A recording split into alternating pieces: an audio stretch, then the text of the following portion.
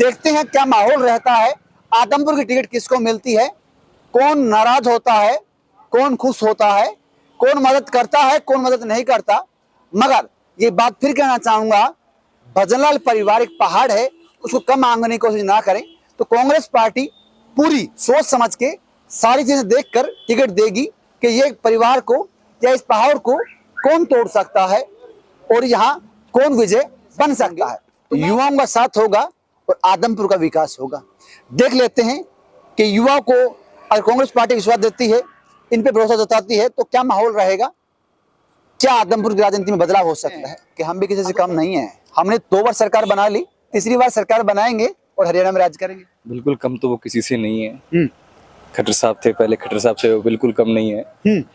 खुद सोचा था हरियाणा के लोगों ने कि काफी अच्छा हमें एक नया मुख्यमंत्री मिलेगा, लेकिन वो ठीक कहते हैं कि वो किसी से कम नहीं है। जो माहौल है वो आप देख रहे हैं कांग्रेस पार्टी के पक्ष में है, और आप देख जल्द ही 1 महीने का समय है, कांग्रेस पार्टी की सरकार बनने जा रही है। राहुल भाई, वादे में तो आप भी पीछे नहीं रहते। आप कहते हैं 6,000 रुपए पेंशन कर देंगे, जो फिलहाल 3,000 रुपए पेंशन है, आप कहते हैं 6,000 कर देंगे।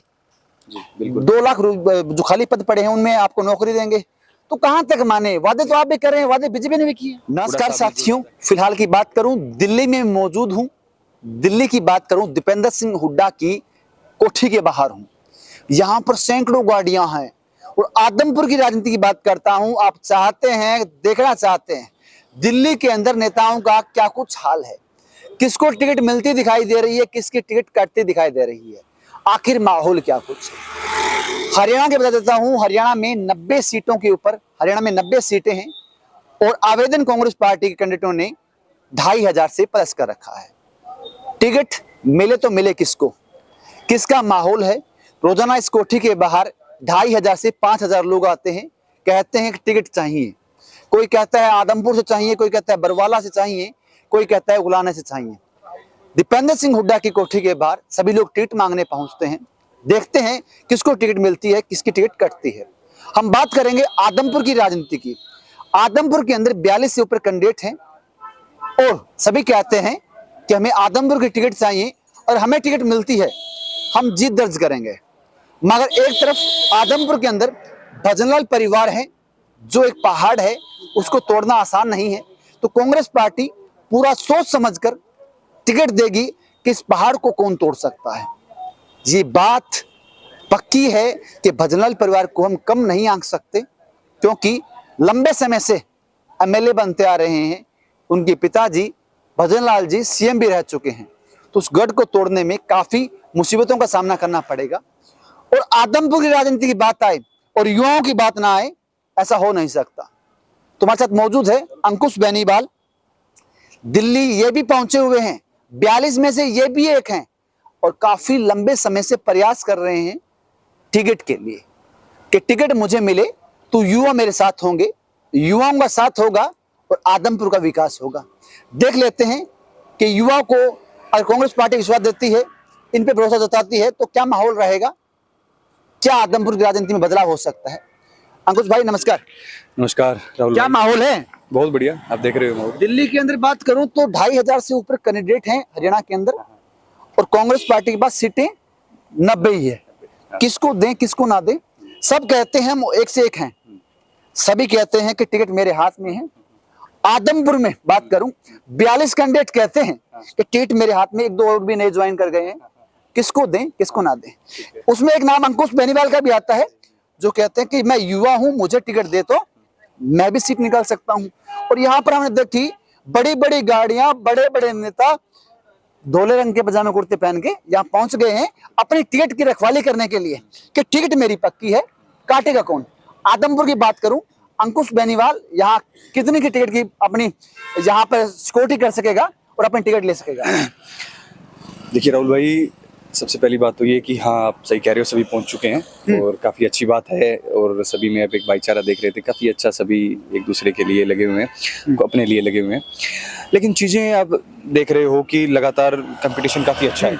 ये मैं कहूँगा कि एक बहुत ही अच्छे संविधान की अगर मैं बात करूँ, कि कितनी एक अच्छी बात है। आप देखिए कि एक सीट पर कितने सारे कैंडिडेट्स ने अपना मतलब नॉमिनेशन फिल किया है कि हाँ हम लड़ने के लिए तैयार हैं। एक मतलब एक सौहार्द एक चीज़ देखिए आप, कितनी अच्छी चीज़ है ये बात तो है। कांग्रेस पार्टी का एक मैंने माहौल देखा कि भाई लोग बात कहते हैं कि भाई कांग्रेस की सरकार बन सकती है, इसीलिए इतने 2,500 लोगों ने आवेदन किया।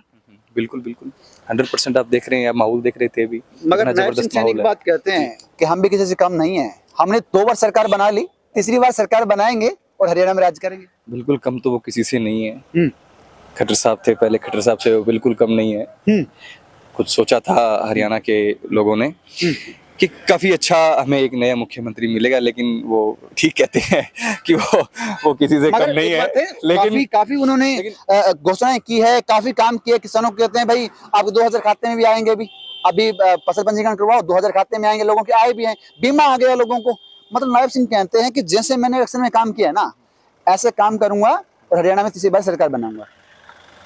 ये तो मतलब आप देख रहे थे कि सबसे पहले मैं बताऊं युवा वर्ग के बारे में, बिल्कुल किसानों के बारे में मैं बताऊंगा आपको। सबसे हताश जो वर्ग है अभी वो युवा वर्ग है। आप देख रहे थे CET इनसे पूरा नहीं हुआ, 4 साल से एक सीट हुआ है, वो भी पूरा नहीं हुआ। 4 साल में 4 होने थे, इन्होंने कहा था कि हर साल में 1 लेंगे। ठीक है, किसानों का आपने अभी देखी थी कितने मतलब नेशनल क्राइम रिकॉर्ड ब्यूरो का आपने डेटा देखा होगा, किसानों की आत्महत्या के बारे में देखा होगा।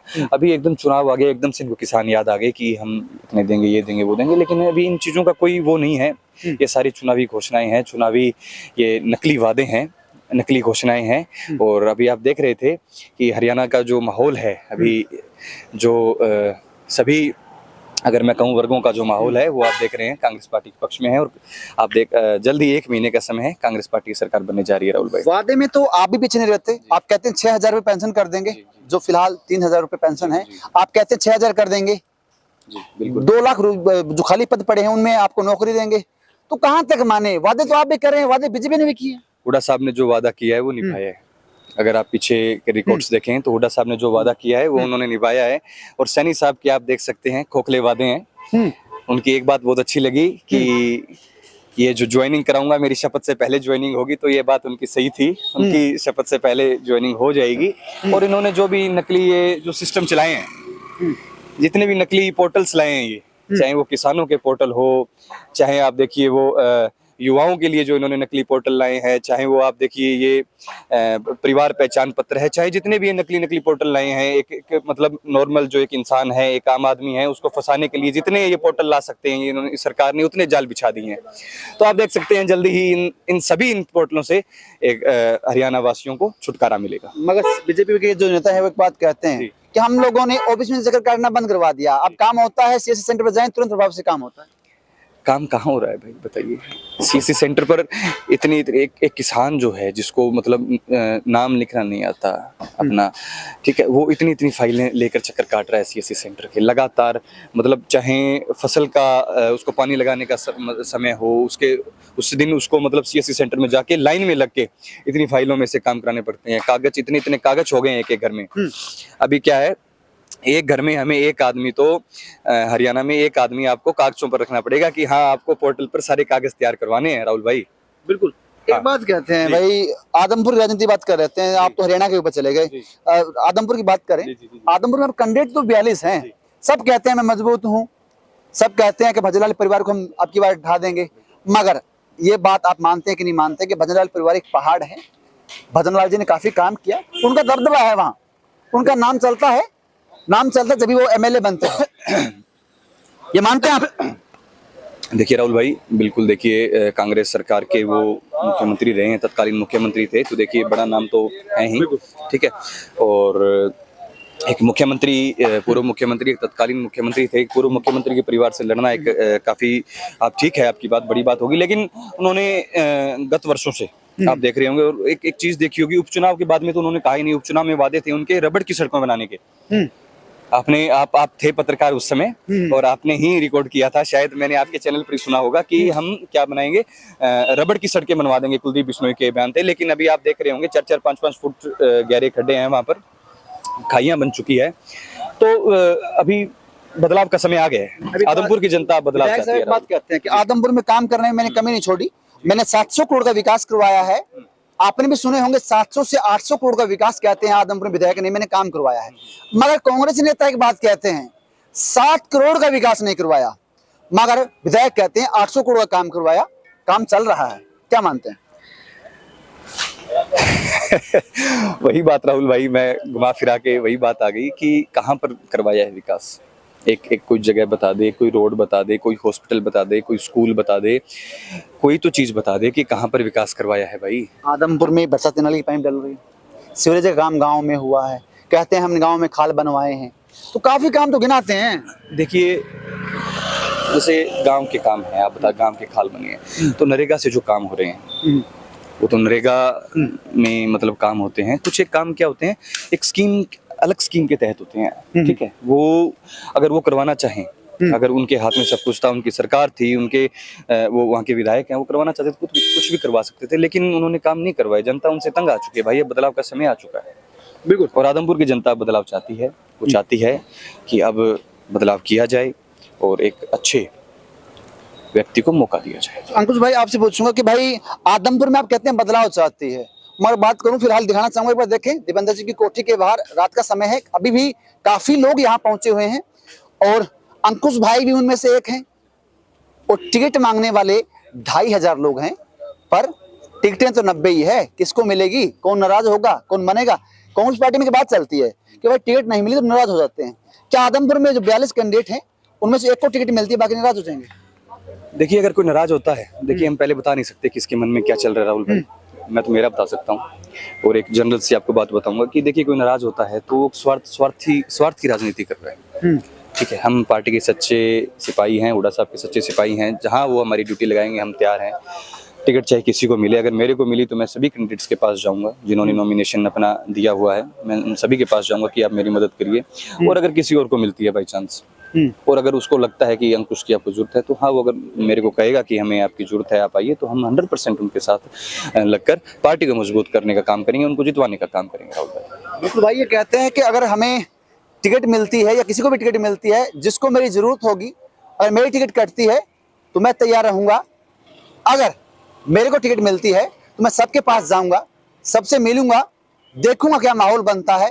और दिखाना चाहूंगा फिलहाल दीपेंद्र हुड्डा जी की कोठी के बाहर हूँ, 15 नंबर कोठी है और इस कोठी की विशेषता है, चाहे इलेक्शन हो चाहे ना हो, यहाँ पे गाड़ियों का काफिला नहीं रुकता है। देख सकते हैं दूर दूर तक गाड़ियां खड़ी है, सैकड़ों लोग यहाँ आए हुए हैं। अब तो रात का समय है, जब सुबह का समय होता है तो यहाँ पब्लिक साहब आप देख पाएंगे जाम लग जाता है। लोग कहते हैं कि भाई इस कोठी के बाहर इतनी भीड़ क्यों, क्योंकि हरियाणा की बात करूं 90 सीटें हैं और 90 सीटों के ऊपर 2500 लोगों ने आवेदन कर रखा है। देखते हैं क्या माहौल रहता है, आदमपुर की टिकट किसको मिलती है, कौन नाराज होता है, कौन खुश होता है, कौन मदद करता है, कौन मदद नहीं करता। मगर ये बात फिर कहना चाहूंगा, भजनलाल परिवार एक पहाड़ है, उसको कम मांगने की कोशिश ना करें। तो कांग्रेस पार्टी पूरी सोच समझ के सारी चीजें देखकर टिकट देगी कि ये परिवार को या इस पहाड़ को कौन तोड़ सकता है और यहाँ कौन विजय बन सकता है।